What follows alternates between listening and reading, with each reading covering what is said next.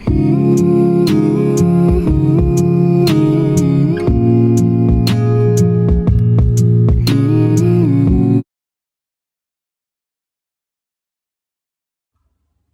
joined the feminist society to gain a different perspective of women from different walks of life and different backgrounds.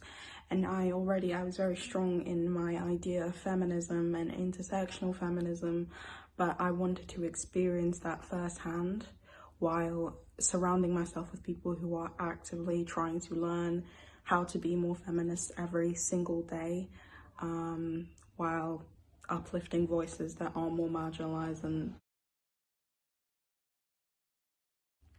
I think in reality, there's no model image of what a feminist looks like. I think feminists look different, feminists behave different, so there's no model image of a feminist. And I think to try and create that, I think is misogynistic in itself, because it implies that every single woman does her activism in the same way, which is obviously not the case.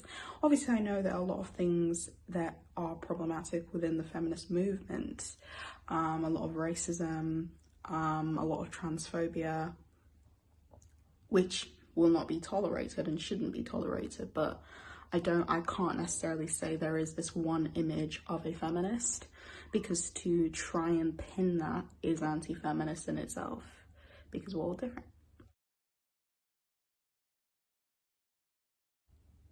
I think Steiner makes a good point in that a lot of shows and a lot of propaganda makes us believe that women are the main reason why we haven't reached true equity, and why we haven't garnered a positive response to feminism. And it's the same way that a lot of propaganda shows a lot of bad women who do certain things that are incredibly anti-feminist, but I don't think they're the reason we haven't reached equality. I think that the world tries to act like they listen to these women, but at the end of the day they don't. It's not like society's listening to women anyway. So the main problem is they simply do not like women. It's misogyny. And so they use these things to cover their misogyny.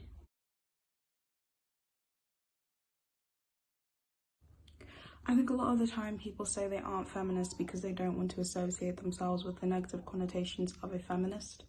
But I think that instead of trying to move away from that label feminist, we should be trying to break down the misogynistic idea that feminism is poison or cancer, and we should be working on that more, and we should be educating other individuals.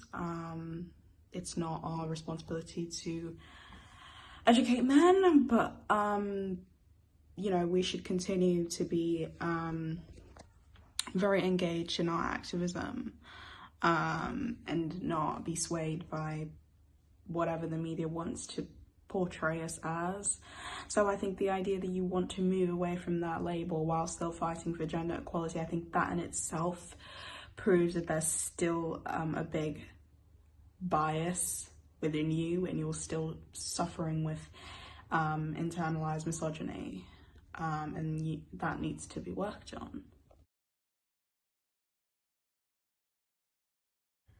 I think in our lives we've come across people who are anti-feminists and are women themselves.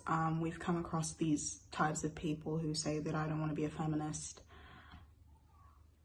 for whatever misogynistic reason they might have. And a lot of women still perpetuate sexist ideals. But I think we should less be focusing on those people and more be focusing on the root of the problem, which is misogyny and patriarchy. Because I think if we are hyper focusing on these women, while I think it's important to focus on them and let them know the wrong they do, I think hyper focusing on them in itself is misogynistic, because the bigger picture, the bigger enemy is patriarchy and misogyny. So I think once we can get rid of that, then everything below will follow. I would say to young girls who are ridiculed by being feminists or engaging in feminist activism to not be swayed, because this is what, you know, it's a jerk reaction. This is a jerk reaction to people not wanting to change, and it has nothing to do with you. And I think you know why you believe in what you believe in.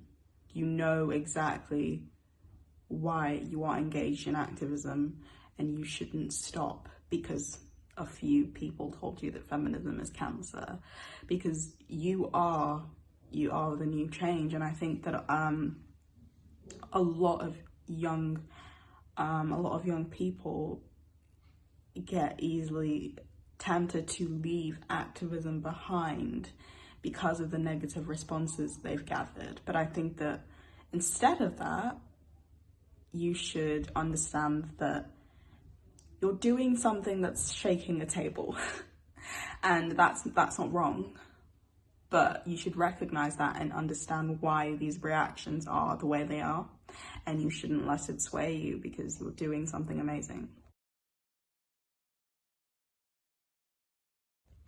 And I think any young feminist can engage in activism. I started activism when I was 14, just talking to people in my school and letting them know certain things they say that can be very hurtful and very misogynistic.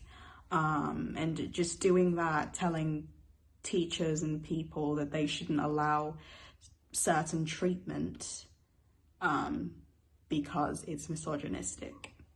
And I think anyone can get involved in activism. You don't have to go to rallies or anything to be involved in activism, because I know that's not accessible for quite a lot of people.